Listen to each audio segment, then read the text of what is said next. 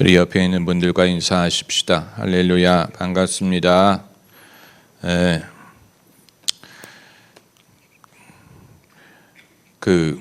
아까 제가 멘트를 할 때 얻은 영감입니다마는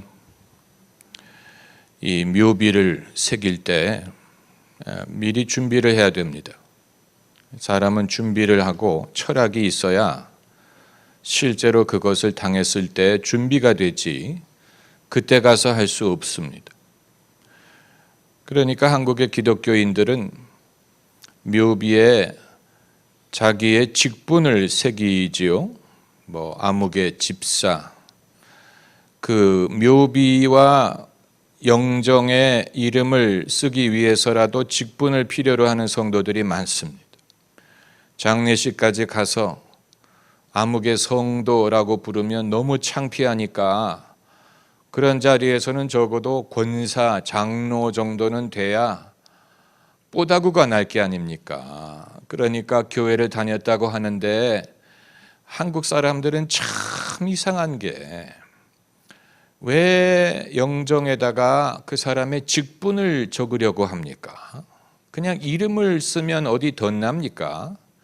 왜 거기에다가 추가로 뭐를 쓰려고 합니까? 쓸 게 없는 사람은 어떻게 하라고?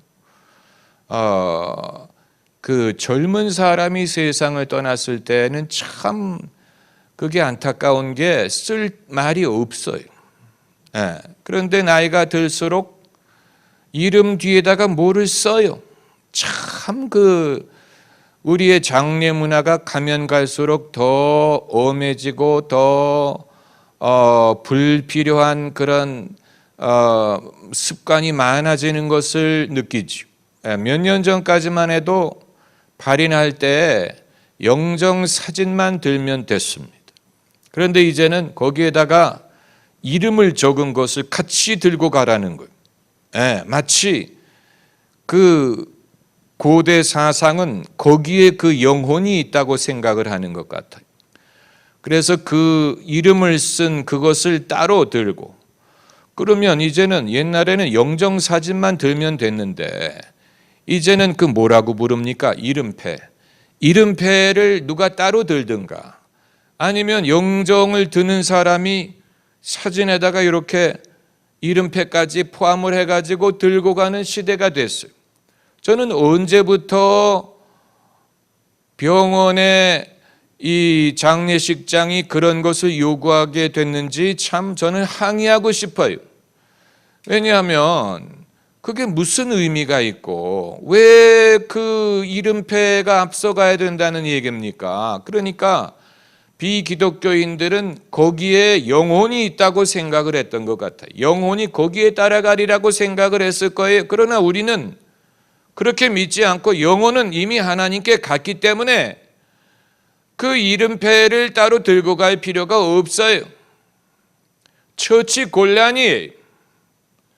왜냐하면 하관을 한 다음에 이름패를 어디다가 두라는 얘기입니까? 집에 갖다 모시라는 얘기입니까? 거기서 버리라는 얘기입니까? 처치 곤란이지. 영정사진은 어디에다가 기념으로 걸 수나 있다고 하더라도 명패는 처치 곤란이. 그래서 저는 재활용을 하기를 위해서라도 저희 어머니 발인한 후에 그 묘지에 기증을 했어요. 다시 쓰라고. 왜냐하면 이거 집에 가져갈 거 아니거든요. 집에 가져갈 거 아니에요. 그럼 쓰레기통에 버릴 수도 없어요. 어떻게 하라는 얘기입니까? 그래서 재활용하라고 했더니 안 받아주려고 하는 거야. 안 받아주려고. 아마 어머니의 홀령이 거기 있다고 생각을 한 모양이죠. 그렇지 않아요. 어머니의 홀령은 예수님께로 가겠어요.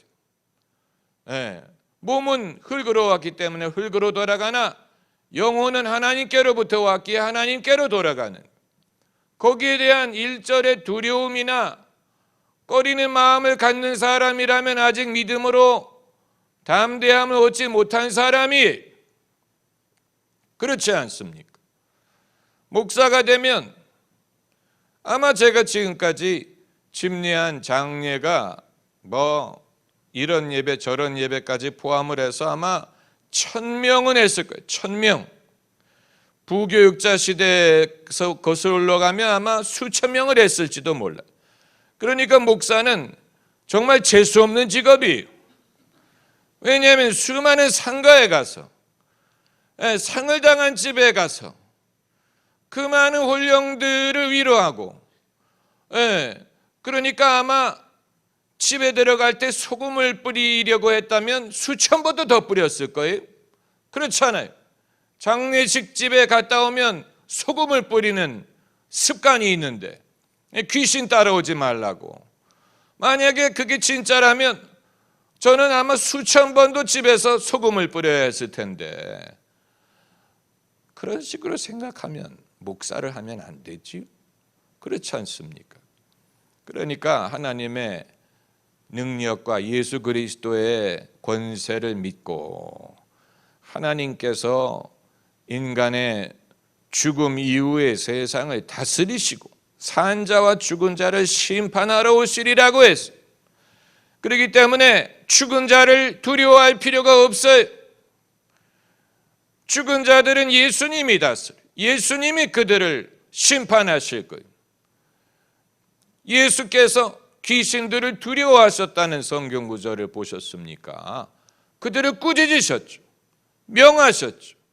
귀신들이 예수님을 두려워했죠. 성도들이 그런 담대함을 가져야 됩니다. 그런 담대함이 없다면 그 사람은 영적인 확신과 능력을 결여한 것입니다.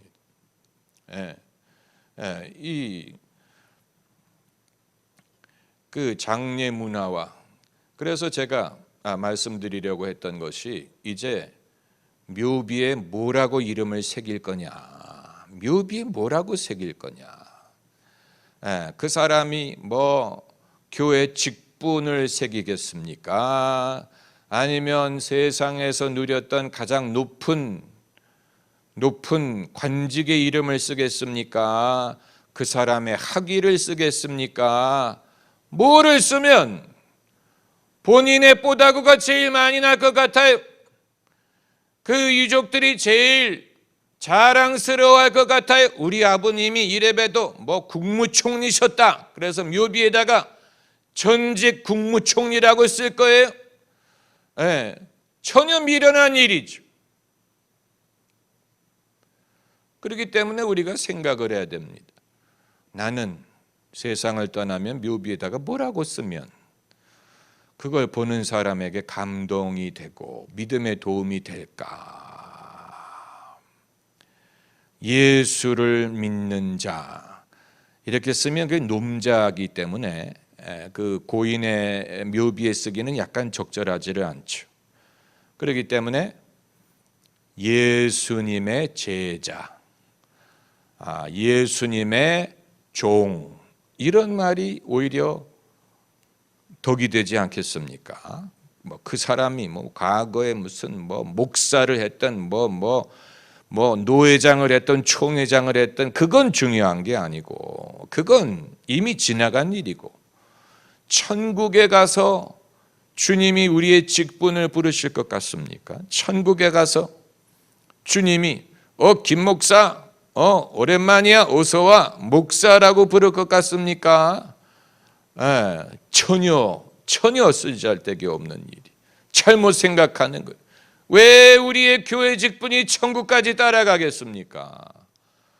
그러나 천국에서 여전히 통하는 명칭이 있다면 예수 그리스도의 종, 그건 천국에 가서도 우리는 여전히 예수 그리스도의 종이, 할렐루야.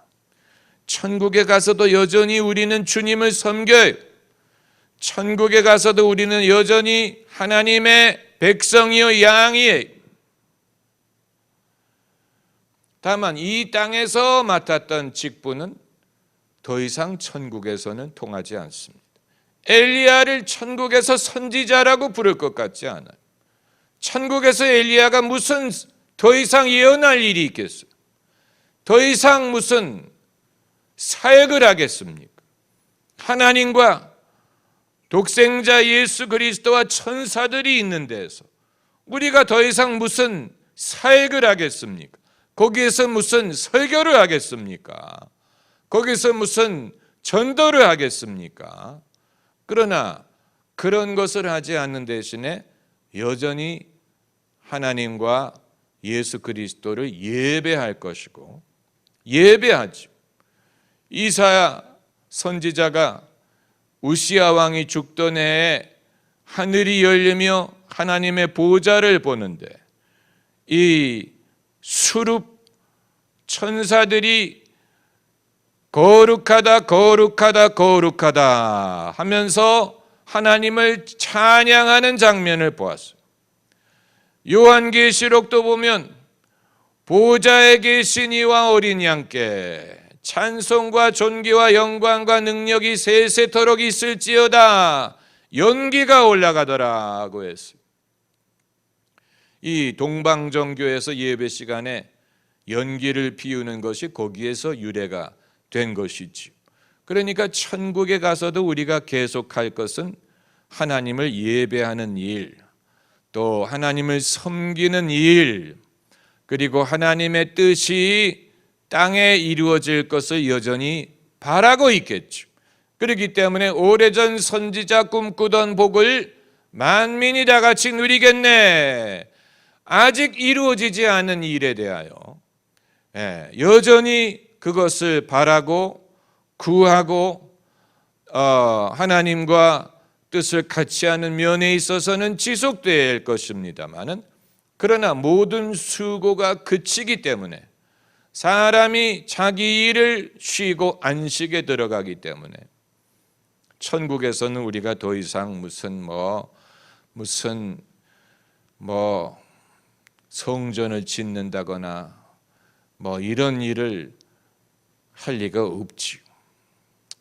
여러분, 이런 모든 것에 대하여 우리가 평소에 분명한 생각과 철학을 갖고 있어야 이후에 거기에 대해 자손들에게 부탁을 할 수도 있고, 또 우리 사회가 긍정적인 면으로 발전할 수도 있는 것인데, 그러나 긍정적으로 발전하기보다는 여전히 우리는 옛날의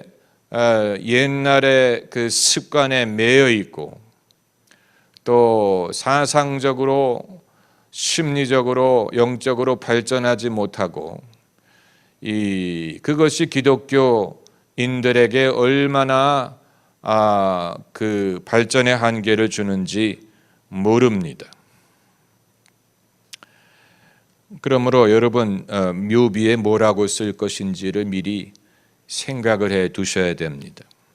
또 하나 제가 좀 불편하게 여기는 것은 묘비에 사진을 담는 것인데, 당장은 가족들이 그 돌아가신 부모님을 기억할 수 있는 사진이 있는 것은 좋은 것이지만, 남들이 볼 때, 그리고 세월이 지나간 후에 그것을 볼 때 어떤 의미가 있겠습니까? 그렇잖아요. 수십 년 전에 생존했던 사람의 사진을 사람들이 봐서 그게 무슨 의미가 있겠습니까?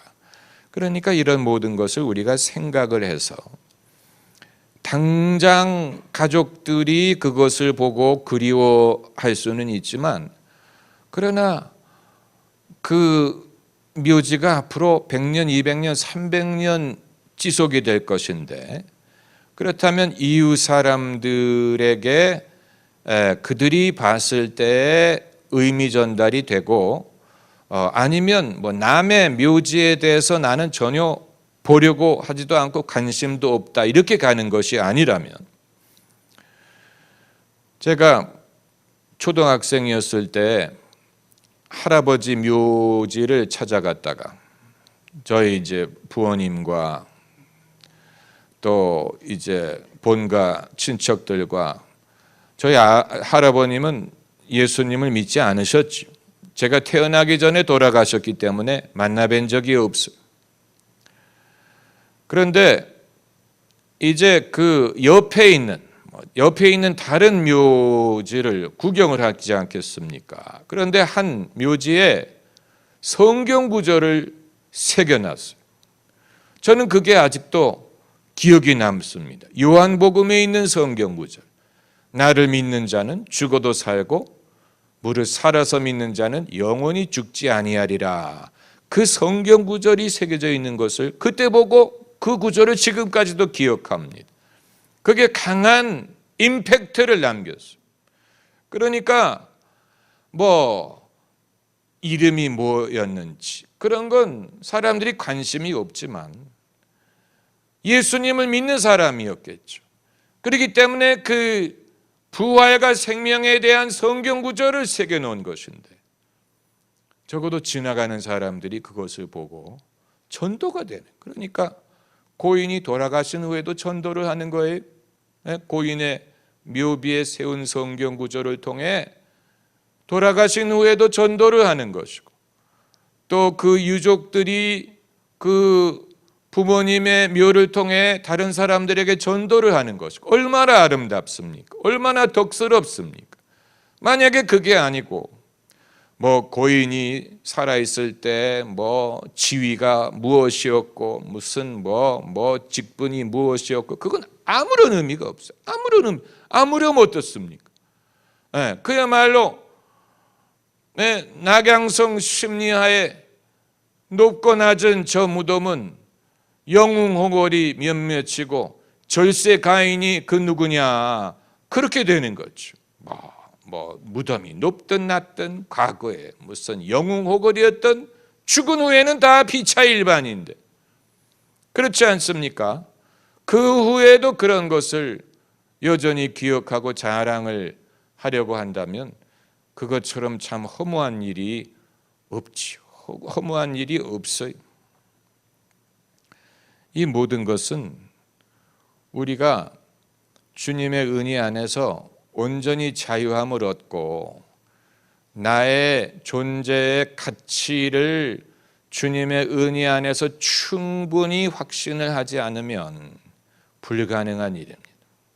나는 내가 받은 은혜가 족하고, 나는 내가 세상에서 무엇을 누렸고 무엇을 했고 이런 것을 자랑할 필요를 느끼지 않고, 나는 오로지 자랑한다면 예수 그리스도만을 자랑하겠다, 이런 식으로 그 마음속에 주님의 은혜로 인해 그것으로 족하다는 것을 평소에 확신하고, 그 이외에 어떤 다른 이루지 못한 것에 대한 미련이라든가 아쉬움의 문제를 해결하지 않았다면 그런 담대함과 확신을 가질 수가 없어요.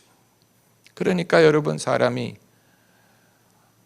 은혜가 그의 삶에 온전히 녹아들어가는 것이 얼마나 중요한가 하는 것을 보여주는 거예요. 이게 그냥 이론적인 게 아니고 주님의 은혜 안에서 완전히 자아가 치유가 되고 그 은혜 속에 녹아들지 않으면 여전히 미련이 남는 거예요.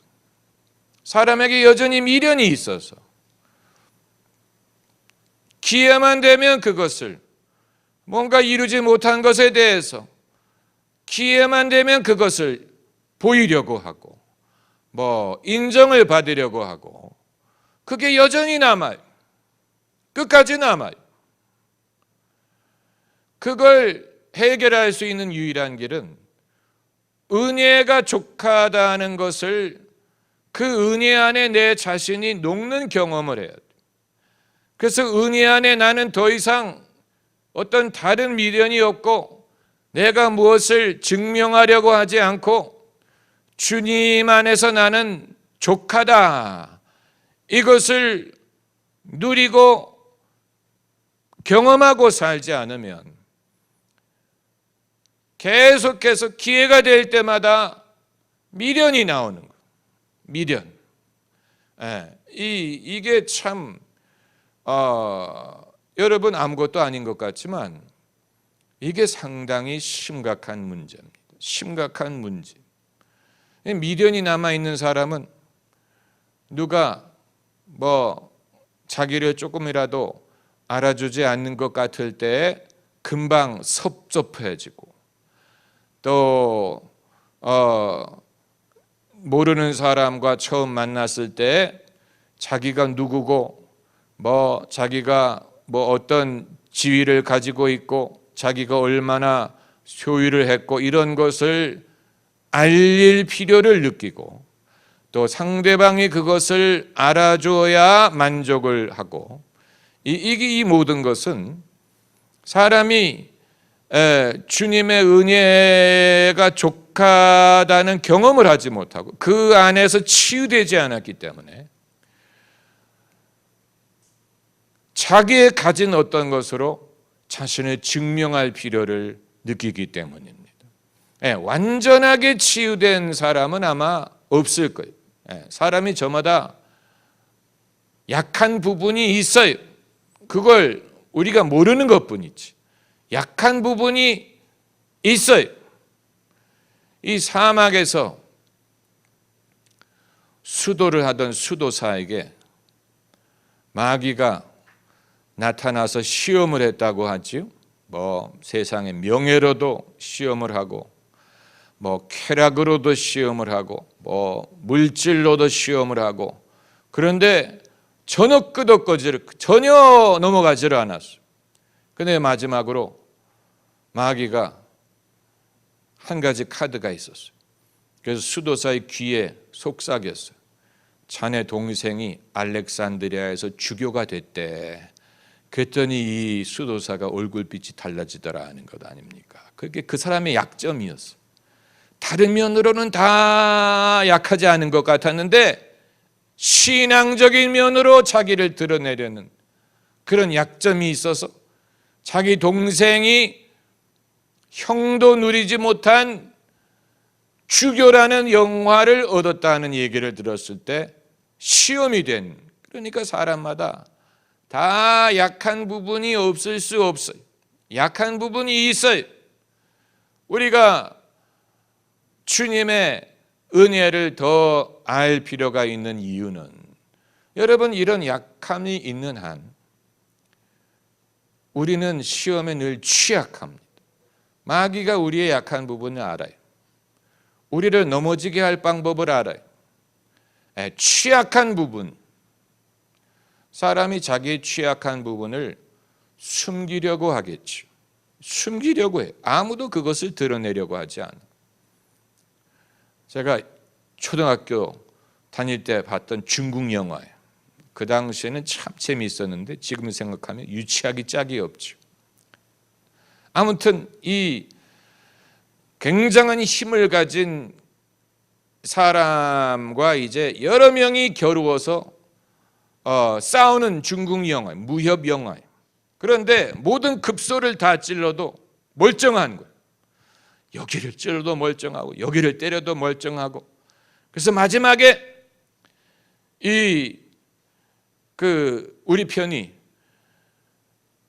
급소가 발바닥이다. 그래가지고 한 사람이 그 사람을 거고 넘어지는 틈에 발바닥을 찔렀더니 이 악한이 얼굴이 빨개지면서 이제 죽는다는 얘기입니다. 그러니까 급소를 찾지 못한 거예요. 처음에 급소가 어딘지 몰랐어. 여기 찔러도 멀쩡하고 저기를 찔러도 멀쩡했는데 나중에 발바닥이다. 그래가지고 이제 자기의 약점을 발바닥에 숨기고 있었던. 그런데 모든 인간이 그와 같아. 급소가 아니지만 자기의 취약한 부분이 있어요. 취약한 부분이 있어요. 우리가 사회생활할 때 배우는 첫 번째는 상대방의 취약할 것 같은 부분에 대해서 언급하지 말라는 것 아닙니까? 그래서 처음 만나는 사람에게 나이 묻지 말고, 특별히 여자한테 나이 묻지 말고, 왜냐하면 그 취약한 부분, 본인이 나이 들었다는 사실, 또 개인적인 질문하지 말고, 아버지가 뭐 하시냐, 이런 질문하면 안 돼. 이런 질문했다간 요즘에는 걸려요. 취업 인터뷰할 때 아버지가 뭐 하시냐, 물으면 안 돼. 왜 물어요? 자식이 몇입니까? 물으면 안 돼. 왜냐하면 자식이 없어서 그게 자기의 약한 부분인 사람에겐 상처가 될 게 아닙니까? 결혼했는지도 물어보면 안 돼. 결혼했는지 물어보면 안 돼. 교회가 특별히 그걸 많이 물어봐요. 결혼했는지. 그래서 늘 아마 여자분들이 뒤에서 말할 거예요. 서로. 저 사람 결혼했어.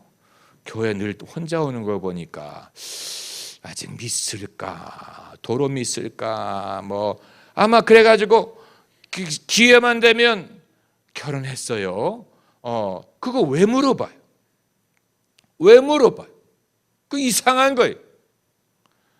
옛날에 우리 가족이 다니던 토론토 교회에서 권사들이 저희 어머니에게 늘 무슨 띠냐고 물어봤어요. 그 나이를 파악하기 위해서 묻는 질문. 그런 교묘한 질문이 어디 있습니까? 왜 물어봅니까? 알아서 뭐하게? 알아서 뭐하게? 그러니까 여자들의 관심사가 그런 거예요. 우리 어머니가 약간 연세보다 젊어 보이니까 몇 살이냐? 이거 가지고 막 서로 토론했겠지. 아마 당신과 동갑이 아니야. 뭐 그보다 더 많은 것 같아. 뭐 그러니까 저한테도 물어보더라고요. 어머니 연세가 어떻게 되냐? 그 왜 아들한테 물어봐? 본인한테 직접 물어봐서 대답을 안 하니까 자식에게 유도 질문하는. 그거 아주 나쁜 짓이에요. 그건 나쁜 일이. 그건 교회가 왜 그런 걸 묻고 그럽니까? 그러니까 여러분, 그냥 사람이 남자든 여자든 교회를 혼자 오면 그럴 만한 이유가 있겠지. 그냥 그렇게 생각하고 넘어가세요. 물어보지 마세요. 남자든 여자든 이유가 있겠지요. 이유가 있겠지. 본인이 할 수 있다면 같이 왔겠지. 안 되니까 언제 온 거죠. 멀쩡하지 않습니까? 그게 눈에 보이지 않습니까? 그럼 눈에 보이면 그런 줄로 알아야지. 뭘 그걸 물어봐서. 뭐 결혼은 하셨어요. 그건 여러분 그래가지고 그 사람의 신앙에 도움이 될 게 아니라면 그건 인간적인 호기심을 해결하기 위한 아주 인간적인 것이고 불필요한 것이고 잘못하면 사람을 시험에 들게 할 수 있는 일입니다.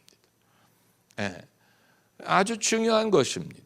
그 사람의 개인 생활에 대해서 물어보지 마세요. 왜 거기에 대해서 관심을 가집니까? 왜 그게 궁금합니까? 이상하잖아요. 왜 그게 궁금해요? 그래서 어쩌라고? 호구조사하는 것도 아니고. 알면 어쩌라고? 그렇잖아요. 본인이 말하기 전에는 물어보지 마시오. 본인이 말하기 전. 뭐 애가 몇이에요? 뭐 대학은 들어갔어요? 뭐 어느 대학 다녀요? 딸은 시집 갔어요? 뭐 딸은 애 낳았어요? 왜 물어봅니까? 그거? 전혀 도움 안 되느니 그거 왜 꼬치꼬치 물어봅니까? 그러나 옛날에는 그래야 되는 줄 알았어요.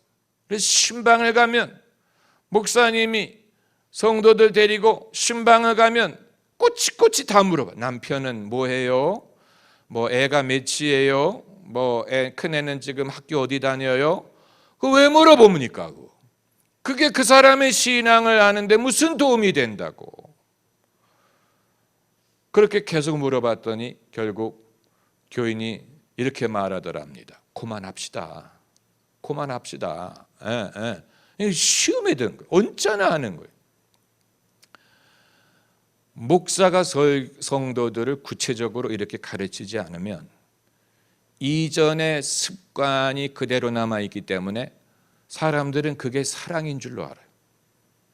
그렇게 물어보는 게 사랑인 줄로 알아요. 그거 사랑 아니.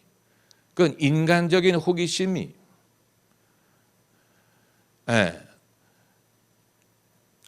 정말로 예수님처럼 영적인 능력이 있으셔서 옳다. 너에게 남편 5이 있었으나 지금 있는 남자는 남편이니 아니니 남편이 없다는 말이 옳다. 그렇게 될 수준이 아니면 그러니까 예수님도 남편을 데리고 오라고 말씀하신 것이 약간 위태한 질문을 하신 것이지만 이제 당신의 선지자의 능력을 보여주실 준비가 되어 있기 때문에 그렇게 한 것이고, 또 그 여성의 어떤 숨겨진 신앙적인 문제를 지적하기 위해 필요한 것이었지, 그 사람의 사생활에 대한 호기심으로 질문하신 것은 아니었을 것입니다. 그러니까 그럼 무슨 대화를 합니까? 성도들끼리 만나서 그럼 무슨 대화를 합니까? 차라리 날씨에 대해서 대화를 하든가, 차라리 무슨 맛있는 음식에 대해서 대화를 하세요. 차라리 그게 나아요. 제가 신방을 가거나 셀 신방을 갔을 때 왜 목사님은 만났을 때 신앙에 대해서 얘기를 안 하느냐, 이렇게 질문하는 분들이 있는데, 필요하면 하지요. 그러나 신방이기 때문에 일부러 하지는 않아. 뭐라고 질문할 겁니까? 교회 다닌 지 얼마 됐어요? 성령 받았어요? 구원의 확신 있으세요? 성경 통독하셨어요? 무슨 숨겨놓은 죄가 있으세요? 무슨 신앙적인 대화를 하리라는 말입니까? 그렇잖아요. 생면 처음 보는 사람과 무슨 신앙적인 대화가 가능할 것 같습니까? 예수님 언제 영접하셨어요? 구원의 확신 있으세요? 있게 도와드릴까요? 여러분, 신앙에 대해서 대화를 하는 것은 상대방이 자신의 영적인 문제를 먼저 물어보기 전에는 사실 어렵습니다. 바디메오가 아니고 니고데모처럼 주님은 정말 하느님으로부터 온 분이 분명합니다. 그러지 않으면 이 모든 일을 할 수 없습니다. 이런 식으로 신앙에 대해서 먼저 자기 마음을 열고 대화를 꺼내야 이게 가능하지. 신앙적인 대화, 여러분, 낯선 사람과 생면부지의 사람과 해보세요. 얼마나 부자연스럽고 불편한지, 그 사람이 불편해하는 게 느껴질 정도에, 그 사람이 불편해하는 게 느껴져요. 민망하지요. 신앙의 대화는 그렇게 쉽게 할 수 있는 게 아니에요. 그 사람이 물어봐야 돼요. 내가 어떻게 하면 구원을 받을 수 있느냐? 하나님이 계시는 것을 어떻게 확신하느냐? 기도를 어떻게 하느냐? 그 사람이 물어보면 그럼 그 사람이 준비가 된 거고 말할 수 있는 기회가 된 것이죠.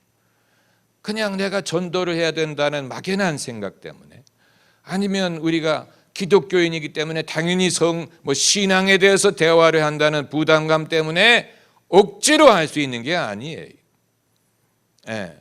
사람은 자기가 내키지 않을 때에 신앙에 대해서 말하는 것을 불편해합니다.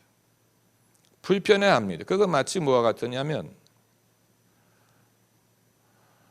프라이버시를 물어보는 것과 같기 때문에, 여러분, 이것은 우리가 사람들을 만나보고 성령이 주도하시는 신앙의 대화와 사람들이 서로 다투는 식으로 하는 신앙의 대화를 비교하면 금방 압니다. 다투는 신앙의 대화는 멀쩡하던 사람들이 얼굴을 붉히고 아주 불편한 마음으로 서로 헤어지게 만듭니다. 아주 후회가 됩니다. 두고두고 후회가 될 거예요. 두고두고 후회가 됩니다. 그런 일은 내가 그때 왜 그랬을까? 두고두고 후회가 됐지.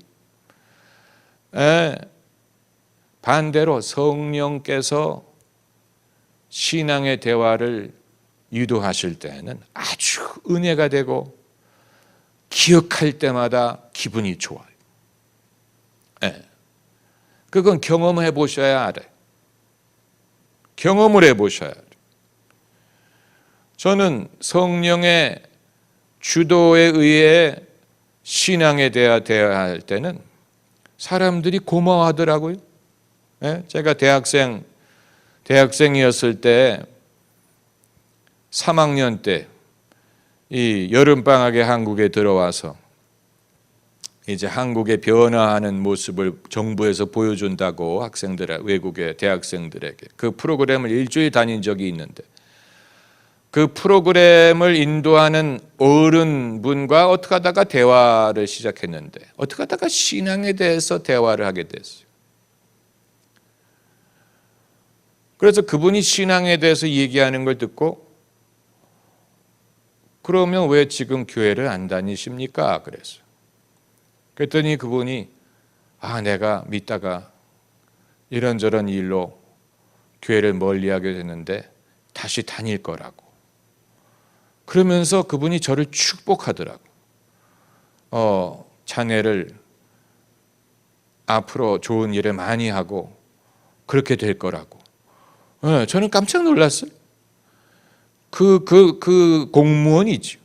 그분이 그런 신앙의 과거가 있었을 줄 전혀 기대하지 못했고, 저는 그분이 신앙이 있는데 그럼 왜 교회를 안 다닐까 궁금해서 그냥 교회를 왜 안 다니시나요? 했더니 과거에 다녔었는데 이런저런 일로 교회가 멀어졌지만 다시 다닐 거다.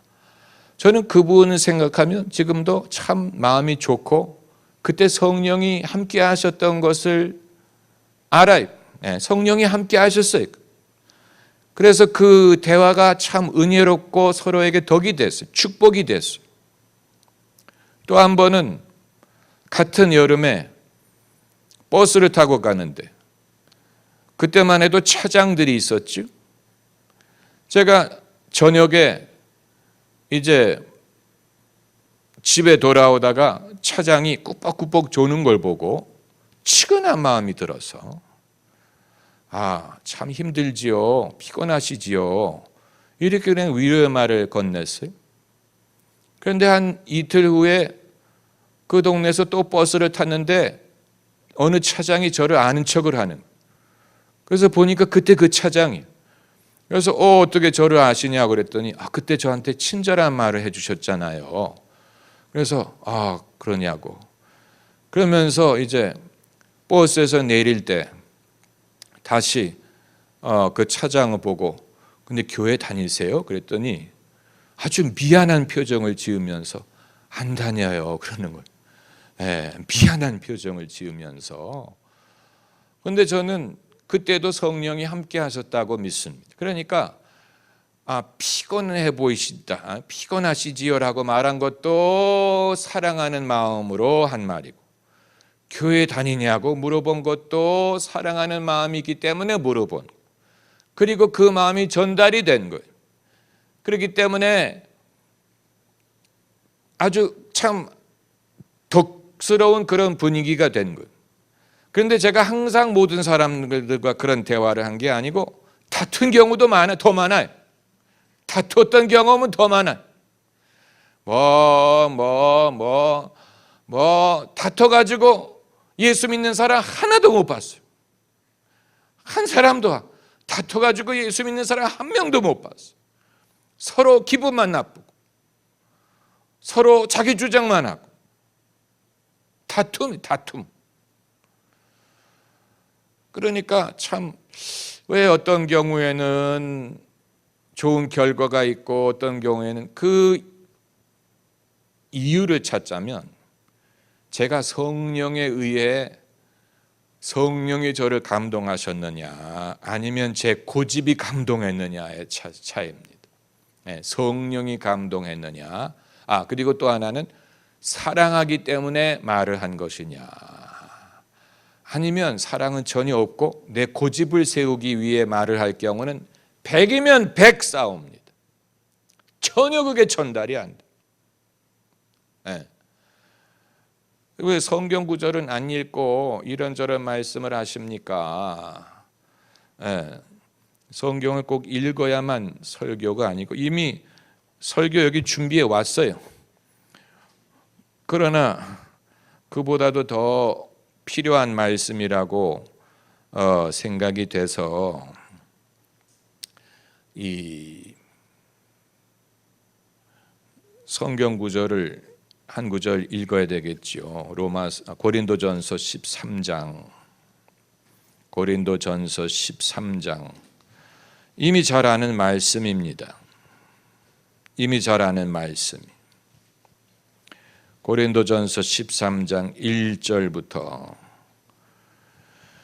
내가 사람의 방언과 천사의 말을 할지라도 사랑이 없으면 소리나는 구리와 울리는 꽹가리가 되고 내가 예언하는 능이 있어 모든 비밀과 모든 지식을 알고 또 산을 옮길 만한 모든 믿음이 있을지라도 사랑이 없으면 내게 아무것도 아니요 내가 내게 있는 모든 것으로 구제하고 또 내 몸을 불사르게 내어줄지라도 사랑이 없으면 내게 아무 유익이 없느니라.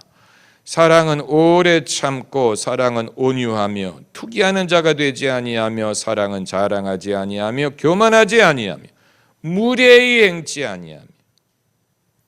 이 부분을 우리가 가르치지 않지요. 무례히 행치 않는 게 무슨 말인가 여러분 들어보신 적이 있어요? 한국 사람들은 무례함 천지예요. 우리의 문화가 그래. 무례한 문화. 서로에게 대할 때 무례하게 하지 않습니까? 동방예의지국은 어디 가고.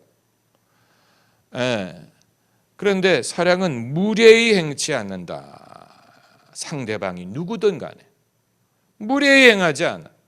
상대방이 누구든 자기의 유익을 굳지 아니하며 성내지 아니하며 악한 것을 생각지 아니하며 불의를 기뻐하지 아니하며 진리와 함께 기뻐하고 모든 것을 참으며 모든 것을 믿으며 모든 것을 바라며 모든 것을 견디느니라. 도대체 이런 사랑이 어디 있습니까? 라고 묻지 마세요. 사랑은 이렇다 하는 말씀을 하신 것입니다. 그러니까 이렇지 않으면 사랑이 아니라는 얘기. 이런 사랑이 어디 있느냐라고 묻지 말고 내게 있는 것이 사랑인지를 이 기준을 가지고 알 수 있습니다. 사랑은 언제까지든지 떨어지지 아니하나 예언도 패하고 방언도 그치고 지식도 패하리라. 그 말은 방언이라는 은사가 사라진다라는 말을 하는 것은 아니지만 사람이 승승장구하고 영적으로 능력이 넘치고 그런 것처럼 보여도 그게 다 유통기한이 있고 이제 그런 모든 것이 다 무력해지고 사람이 힘이 빠지는 그런 순간이 오더라도 사랑은 패하지 않는다는 거예요. 사랑까지 지칠 수 없어요. 다른 건 지칠 수 있어요. 방언을 할 만한 방언 다 하고 예언할 것 다 하고 지식도 있는 것 다 가르쳤는데 이제 더 이상 가르칠 게 없죠. 그럼에도 사랑은 패하지 않는다. 사랑은 떨어지지 않는다. 사랑은 여전히 남아서 가르칠 것도 없고 예언할 것도 없을지라도 여전히 우리는 사랑으로 섬길 수 있고 그래야 됩니다. 할렐루야. 기도하십시다.